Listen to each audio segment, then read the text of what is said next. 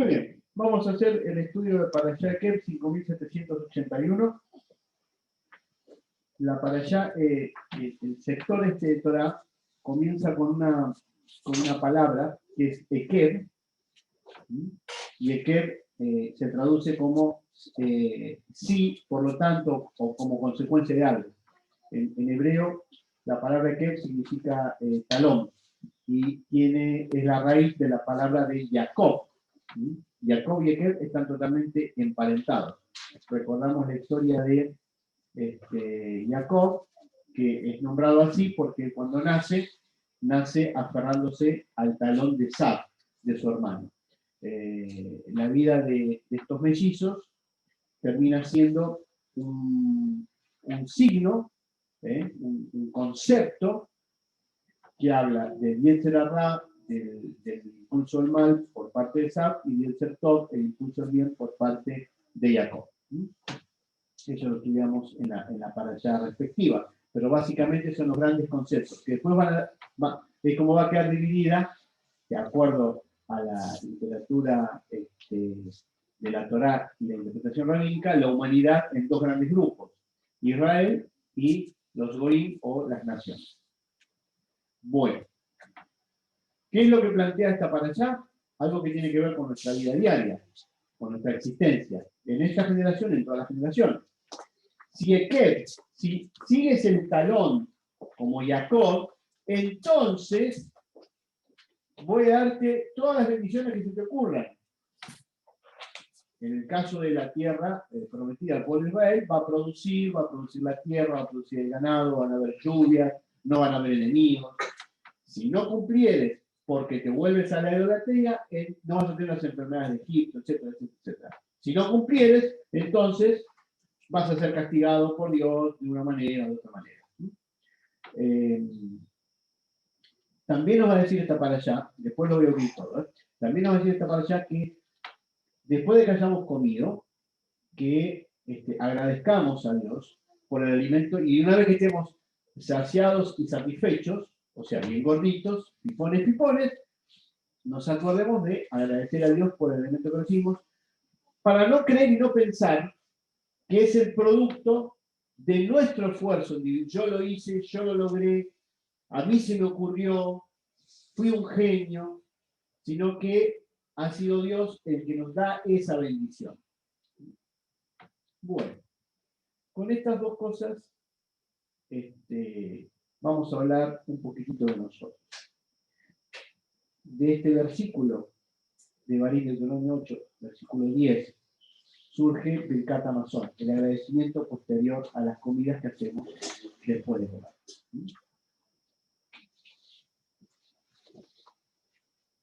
No hay cosa más interesante para el hombre en su búsqueda, no hay cosa más interesante que sentirse bendecido por la divinidad. La bendición puede ser en distintos órdenes, en distintas áreas de nuestra vida. Si recibimos un conocimiento o captamos un nuevo conocimiento, decimos que Dios nos reveló algo, nos explicó algo, nos mostró algo. Si tenemos un mejor trabajo o vendimos algo, tenemos un mayor ingreso, Dios me bendijo materialmente con tal o cual cosa. Si mejoró una relación, o si encontramos una pareja, o si encontramos un amigo que emocionalmente tal o cual otra cosa. Básicamente todos buscamos eso en la existencia, para poder desarrollar nuestra alma. Porque hay un conocimiento que es intuitivo, el cual es la felicidad plena. Sabemos que hay algo que es la felicidad plena. Sabemos que hay algo que es la felicidad plena y eso es lo que buscamos. La religión occidental plantea la felicidad plena en la otra vida. Cuando vos te morís, entonces, como Cristo murió por tus pecados, no importa lo que pasó, lo que puede pasar, vos te vas a ir al cielo y ahí vas a tener la felicidad plena. Y esta es una vida de sufrimiento y de dolores para que logres esa felicidad plena una vez que vos te morís. La Torá nos habla de una cosa totalmente distinta. Nos habla de que la felicidad plena es en esta dimensión, que es aquí donde se vive la felicidad plena, y después habla Dios cómo va a ser después. Son miradas completamente diferentes. La Torá se ocupa del aquí y ahora, La Torá se ocupa de tu trabajo, si estás enfermo, si pagaste los impuestos, si fuiste juzgado incorrectamente, es aquí y ahora. Y hablando de eso, también Dios en esta parashá le va a decir al pueblo de Israel, considera que te tuve 40 años en el desierto para adoctrinarte y para enseñarte, y que no solo del man vive el hombre, no solo del pan que baja del cielo, vive el hombre, sino también de mi palabra, de la palabra de Dios. Quiere decir, como decíamos ayer en el debate de la parashá, que necesitamos de los elementos físicos para vivir en este mundo, que Dios obviamente es consciente de eso, por eso sus primeras bendiciones son: te saciarás, y el fruto, y el trabajo, y el perro, y el gato, y la casa, y el auto. Vas a tener todo, todo lo físico, porque lo necesitas, porque estás en un mundo físico. Y a partir de ahí, satisfechas las necesidades físicas, vas a tener el tiempo y la energía para poder desarrollar el alma. Porque es muy sencillo, si estás enfermo y no tienes plata para un remedio, dudo que te pongas a orar o a leer la Biblia. Me parece que no vas a poder. Es muy sencillo. Y si no tenés comida, te vas a morir porque no alimentaste el cuerpo y no vas a tener tiempo de orar y leer la Biblia, porque no, te vas a morir de hambre. Es muy fácil. Es muy fácil. Bueno, perfecto. Lo que nos caracteriza a nosotros, como grupo, es que creemos que el Mesías vino y que el Mesías es Yeshua, y creemos que la Torá no ha caducado, porque es un pacto eterno entre Dios e Israel. Y entonces, ¿cómo estas palabras de Dios, cómo influyen en nuestra existencia actual? Y con esta mirada. Fíjense qué interesante. Mateo capítulo 19, versículos 10 y 12, que en las cuales hay unas palabras de Yeshua que la verdad que me gustaría leerlas literalmente. Pues hay eunucos que nacieron así del vientre de su madre, y hay eunucos que son hechos eunucos por los hombres, y hay eunucos que así mismo se hicieron eunucos por causa del reino de los cielos. El que sea capaz de recibir esto, que lo reciba. Tenemos un problema con este versículo, y es Devarim, Deuteronomio capítulo 23, versículo 1, donde Dios dice que el eunuco nunca va a formar parte del pueblo de Israel. Entonces, ¿cómo puede venir el Mesías a decir que hay eunucos que nacieron así del vientre de su madre? Somos todos grandes, eunucos en que el miembro viril no está mal. Yo nunca me enteré de que naciera un varón sin el miembro viril directamente. ¿Sí? Puede darse, sí, es una malformación del cuerpo, sí, pero ¿uno entre cuántos? El promedio es muy bajo. Entonces, ¿cómo el Mesías va a plantear que hay eunucos que nacen así? Y hay otros que otros hacen al eunuco, sí, le cortan el miembro viril, y hay eunucos que así mismo se hicieron eunucos por causa del reino de los cielos. O sea que el reino de los cielos es la presencia de Dios en nosotros, y entonces la persona que sigue la Torá, porque el reino de los cielos es un término para el pueblo de Israel que se relaciona con la Torá, va y se corta el miembro viril, pero si Dios dice que el eunuco no puede entrar en la congregación de Israel, no cierra ni por un lado ni por el otro. Entonces, cuando investigamos las palabras que están acá, en el arameo, que es lo que ha llegado, que es lo mismo que el hebreo, encontramos que la palabra eunuco significa fiel, que ya no es lo mismo, ya no es igual, bajo ningún punto de vista. Entonces, pues hay hombres fieles que nacieron así del vientre de su madre, ya viene el alma fiel a este mundo. Tiene sentido.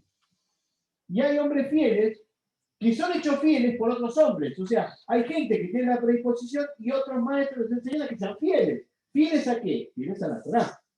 Muy bien. Y hay fieles que así mismo se hicieron fieles por causa del reino de los cielos. Es decir, se contactaron con la divinidad y entonces mantienen su fidelidad a la divinidad viviendo la Torah. El que sea capaz de recibir esto, que lo reciba. Es decir, ¿sos fiel o no sos fiel a la Torah? Tiene sentido. ¡Tuc! Se prendió la lamparita. Bueno. Y si somos fieles a la Torah, ¿cuál es la consecuencia? Te bendeciré, tendrás comida, tendrás auto, tendrás el gato, el perro, el departamento. No vas a tener problemas.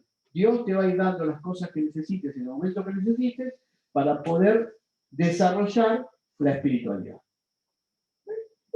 Quiero todo. No hay que ir a ningún otro lugar para entender esto. Bueno, ahora déjenme ir un poquitito más lejos sobre esto. Porque también dijimos que Dios mantuvo a Israel en el desierto 40 años dando vueltita, pero que no solo de pan vive el hombre, sino que también de la palabra de Dios. ¿Cierto? Bueno, bárbaro. Y resulta que en el texto de Juan, comúnmente conocido como el Evangelio de Juan, que tiene 3 autores, un autor original, uno que editó y uno que corrigió. O sea, no hay un Juan, un solo Juan en el texto, hay 3 autores. Uno que escribió un texto original, uno que editó ese texto y uno que corrigió la edición del autor original. Imagínense, ¿cierto? 100 años después, o sea, en el año 100 más o menos, y a eso le agregamos los cambios. Bueno, de todo eso tenemos que tratar de encontrar qué fue lo que dijo Yeshua realmente. Y en Juan, Yeshua también dice: yo soy el pan del cielo. En una disputa, que es una disputa rabínica, todas las discusiones de Yeshua fueron discusiones rabínicas, interpretar Torah. Entonces dice: yo soy el verdadero pan del cielo. ¿Cómo nos vas a decir esto? Lo dejó en Capernaum, donde lo habían visto crecer de chico, lo habían visto jugar a la pelota, jugar a los juegos de la antigüedad, no sé qué, cuando el celular estaba, no sé cómo estaba. Lo habían visto crecer, iba a la escuela, tenía a Andrea como maestra, y todo ese tipo de cosas pasaron. ¿No? Entonces, claro, lo ven así crecer y crecer y crecer. Y después viene y dice: yo soy el pan del cielo, pero no con el que dio Moshe, porque todos murieron en el desierto, pero el que yo doy es para la vida eterna. Si para la borra, se volvió loco. ¿Qué está diciendo? Obviamente, él está hablando de todo el Evangelio de Juan, es el sol. Es un diálogo místico. No se lo puede leer el Evangelio de Juan, es una aberración a la interpretación leer el Evangelio de Juan literalmente, porque el léxico que se utiliza es místico, es en el sol. Entonces, para entender, el Evangelio de Juan hay que entender el misticismo en el pueblo de Israel, porque si no, Yeshua también va a decir en ese mismo capítulo: el que no come mi carne y no toma mi sangre, no entra al reino de los cielos o no gana el cielo, todo ese tipo de cosas. ¿Y cuando los judíos comieron personas y tomaron? No, entonces, claro, no. Él dijo, en realidad es un ejemplo de tal, empiezan a dar vueltas y ahí surge la Santa Cena, cómo tomarla, y que te castigan por no comerte a Cristo y no tomarte a Cristo, o la transustanciación con la hostia, que eso que es la producción de ese elemento es un milagro en donde el cuerpo de Cristo pasa a la hostia, entonces vos te comes el cuerpo de Cristo, pero no te comes, es la hostia. Bueno, ¿en qué misticismo judío? ¿Cuándo se come el cuerpo de Cristo y se toma la sangre de Cristo? ¿Qué es eso? Eso es pesa. Cuando comemos el apicomén y tomamos la tercera copa. En Mateo está relatado de manera en el chat, en el simple, ¿sí? Y en Juan está relatado en el sod, en el misticismo. ¿Qué significa la tercera copa? Los sacaré, los libraré, los redimiré, la redención con el Mesías. Tiene también el sentido de que nos redime, nos ayuda a redimirnos de los delitos de nuestro impulso al mal de nuestro pecado. Eso es tomar su sangre. Y después, es todo alegórico, esto es el sot, es místico. Y comer su cuerpo es comer el apicomen, que es el postre de la comida, que significa el cuerpo de Isaac, etcétera, etcétera, etcétera, que es el cuerpo de Mesías, está. Todo cierra, todo tiene sentido, ¿cierto? Bueno, por lo tanto,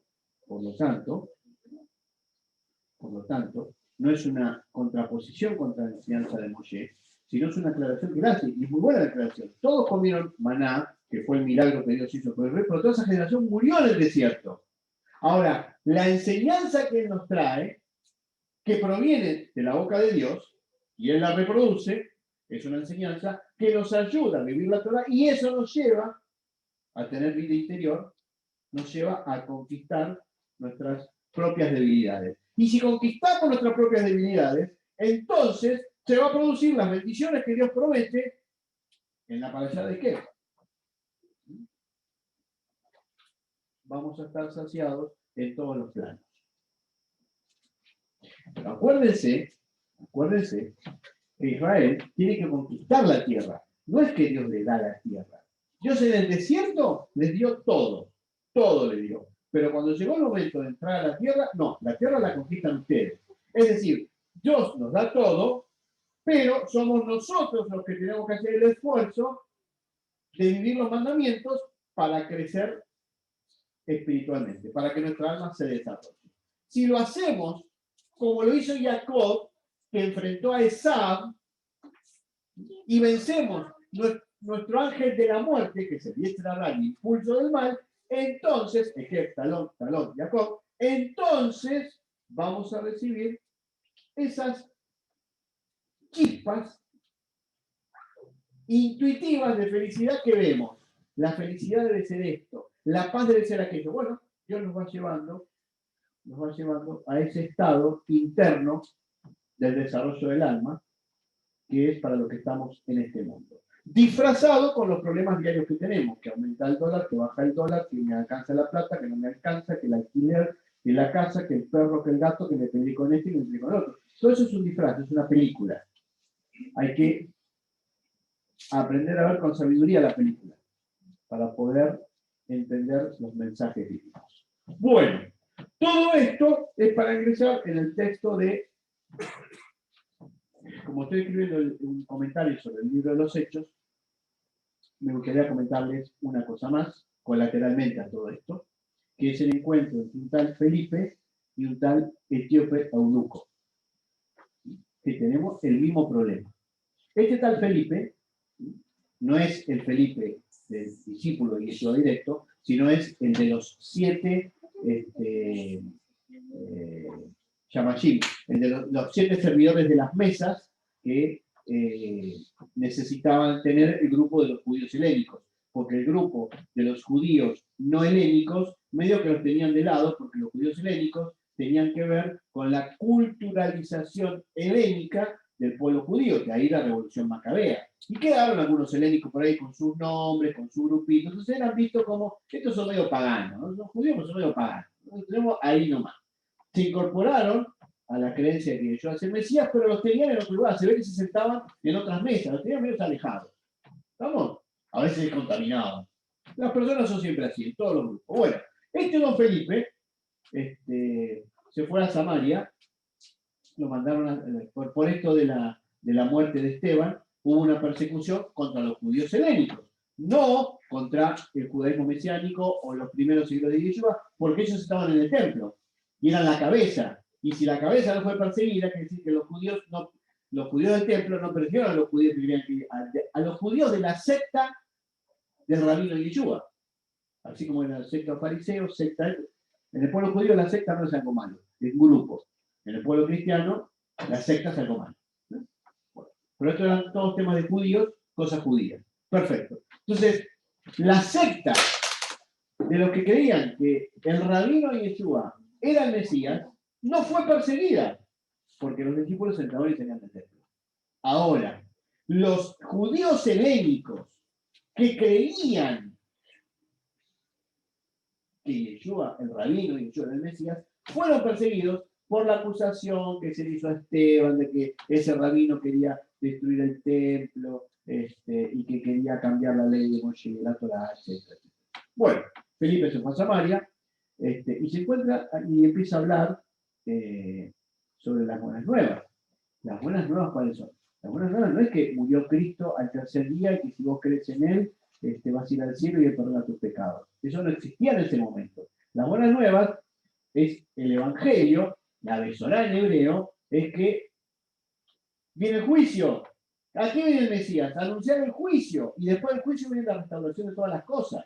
Esa es la buena nueva. Entonces fue don Felipe y se encontró con un tal Simón. Y este don Simón era muy reconocido en Samaria. ¿Por qué? Porque el tipo se ve que era medio brujo, artes mágicas, y hacía ciertas cosas, ciertos milagritos, ciertas curaciones, ciertas hechicerías. Le tiraba las cartas a la gente, le hacía la carta astral, le leía la mano, ese tipo de cosas. Entonces la gente lo reconocía como un tipo importante. En este está el gran poder de Dios. ¿No? Y aparece Felipe y no hace eso y la gente se cura. Entonces, bueno, ¿cuál es el más milagrero de los dos?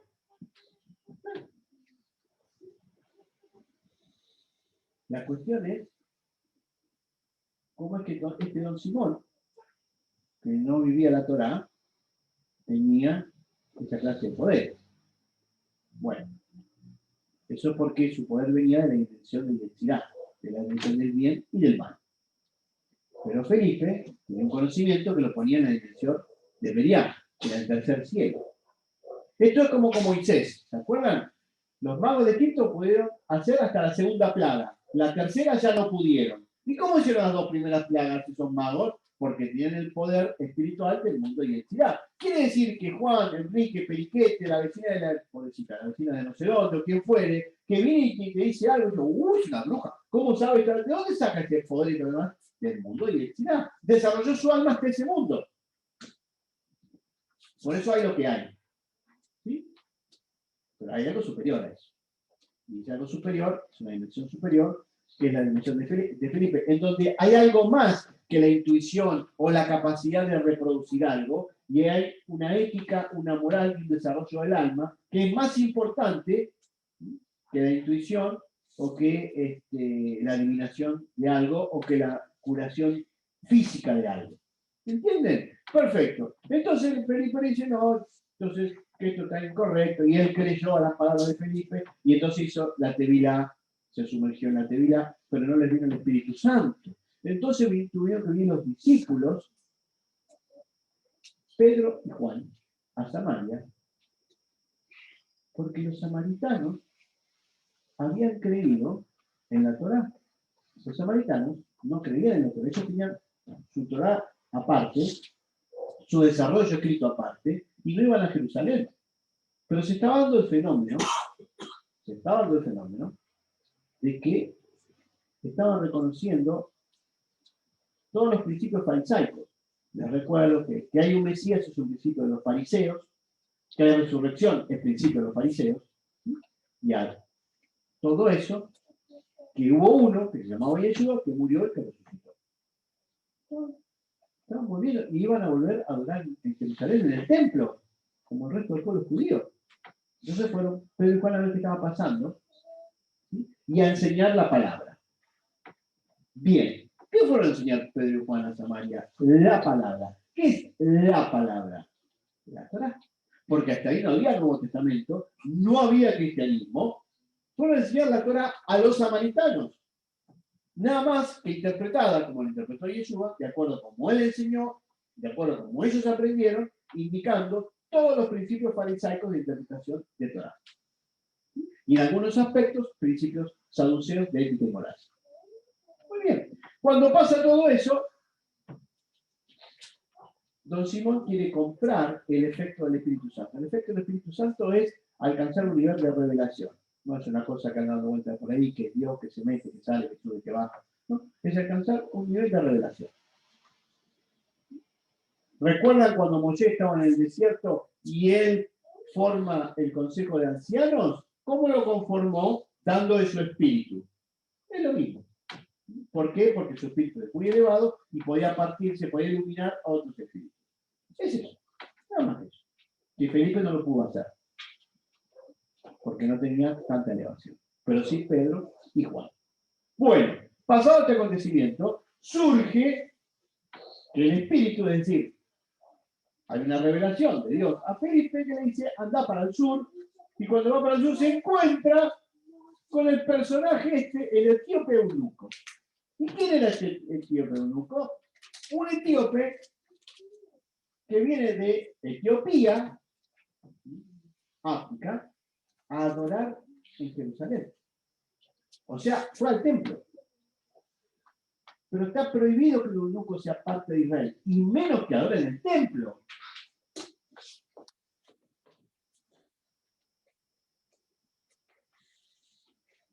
Bueno, en esto la sociedad occidental quiere ver que se abrió la bondad de Cristo a todas las naciones. Entonces los eunucos ahora son parte del pueblo de Israel de acuerdo a Isaías 56, que en realidad Isaías 56 se lo lee cuando conviene de manera literal, pero está escrito en el Zohar. Es un ejemplo que Isaías da en el capítulo 56, diciendo que aquellos que realmente vivan el Shabbat van a ser incluidos dentro del pueblo de Israel, hablando de los extranjeros, de los que no son judíos, que viven en Shabbat, van a ser incluidos como parte de Israel. Entonces se va al extremo del eunuco, como diciendo, no importa quién sea. Si vos vivís Shabbat y por tanto vivís Torah, sos incluido en Israel. Eso sí sería el 56. El cristianismo, como no tiene base para hablar del eunuco, y porque no cierra por ningún lado, dice, no, se está cumpliendo el 56, no, pero no se está cumpliendo literalmente. Acá hay otra cosa. La misma palabra que se tradujo como eunuco es la palabra que está en Mateo capítulo 19, versículo 12, que dijimos que eunuco significa fiel. Entonces ahí tiene mucho sentido. El fiel de Etiopía que fue a Jerusalén se encontró con Felipe, o Felipe se encontró con él. Y entonces este hombre que estaba leyendo Isaías 53, el cielo sufriente. Entonces Felipe le dice, ¿entendiste? Sí, no entiendo de quién nada. Y Felipe le empieza a explicar la escritura, es decir, la Torá y los profetas, yendo en la interpretación farisaica hacia que hay un Mesías, que el Mesías vino, que vino como siervo sufriente, Mesías vino ser, bla, bla, bla, bla, bla. Entonces el etíope le termina diciendo, bueno, ¿y quién me puede privar de que haga la tevilá? Pues el texto dice el bautismo. No había bautismo, era la tevilá. ¿Por qué? Porque estaban en el medio del camino y tiene que haber aguas urgentes, aguas que corran, la tevilá es inmersión en las aguas. Entonces Felipe dice, bueno, vamos a hacerlo. Se sumergió 3 veces en agua, como corresponde, bajo la autoridad de Felipe, como porque era el que le estaba enseñando, y entonces completó por así decirlo, declaró que el rabino Yeshua pasa a ser su autoridad de interpretación de Torah y lo considera como Mesías. De ahí a que se haya hecho cristiano, de que se haya bautizado y de que los eunucos son recibidos en el reino de los cielos, es una interpretación foránea, absolutamente lejana a los acontecimientos que sucedieron en ese momento. Pero ¿por qué se necesita que esto se mantenga así? Porque después la religión occidental va a decir que los más cercanos a Dios, ¿quiénes son? Los que no tienen descendencia física. De alguna manera, es el eunuco, la religión católica, no, los sacerdotes de la religión católica pasan a no tener relaciones sexuales. Es una manera de amputar el miembro viril. Es muy obvio. ¿Se dan cuenta? Bueno, bárbaro. Y Dios que nos dice que si te portás bien, que vas a tener descendencia. Y a las mujeres que les dice, vos sos justa, te voy a dar como 40 hijos. Después pobrecita están con el bombo así, ¿no? Por eso entonces, ¿no? Y van cargando uno acá, uno por allá, el otro por el otro lado. En fin. Y Dios nos bendice, Dios nos muestra un camino para esta vida, que es una vida simple, diaria, confrontada con las realidades de la existencia física. El frío, el calor, el hambre, la sed, los hijos, la educación, el trabajo, los ingresos, los gastos, el vecino que es bueno, el otro, mi amigo que es malo, que me peleé con que mi familiar me hizo tal cosa. ¿Y qué hago con todo ese caos que ando ahí? Bueno, tengo que vivir la Torah para poder canalizarlo y equilibrarlo. Y cuando lo hago, entonces se equilibran todas las áreas de la vida. Cuando no lo hago, lo que sucede es el ocultamiento del Mesías, que es lo que ha pasado con la religión occidental. Que es lo que ha pasado con la religión occidental. Entonces, el Mesías queda tan oculto que queda oculto el conocimiento. Y cuando el conocimiento queda oculto, entonces el desarrollo del alma es mucho más lento. Mucho más lento. ¿Sí? Mucho más lento. Y el camino a Dios es un camino muy simple. Es el camino que emprendió Jacob. ¿Sí? Es decir, tratar de vencer nuestras propias limitaciones para poder vivir como Dios nos ha pedido en la Torá. De acuerdo a la interpretación simple, muy fácil, muy cristalina, que nos deja Yeshua.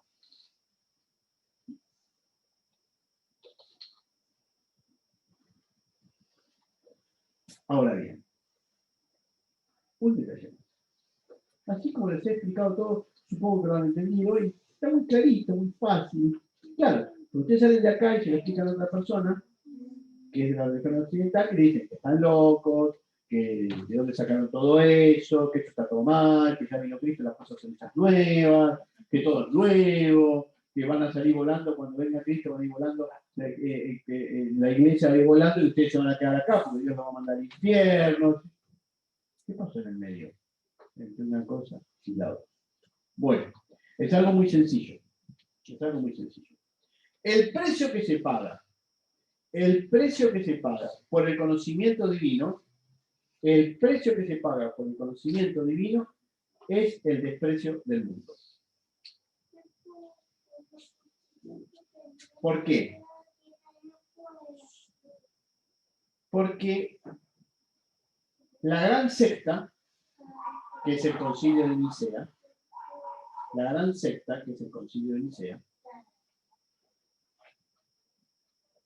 origina que o estás adentro del Concilio de Nicea, que es la fundación del cristianismo, o estás afuera y pasás a ser directamente un hereje. Y el hereje merece la pena de muerte. Eso lo hemos estudiado en el curso que estamos haciendo.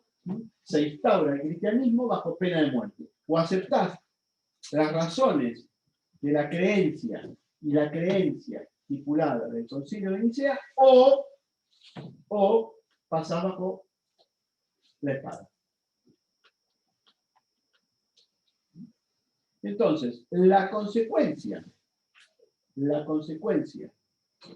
y es tan irónico esto, pero es tan así, la consecuencia de relacionarse directamente con Dios y de un camino tan simple como el que les explico, es el rechazo inmediato de las fuerzas que ocultan al verdadero Mesías.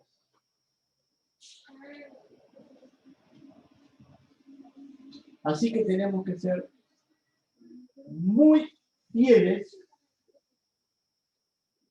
a esa fuerza interna que todos sentimos para seguir en este camino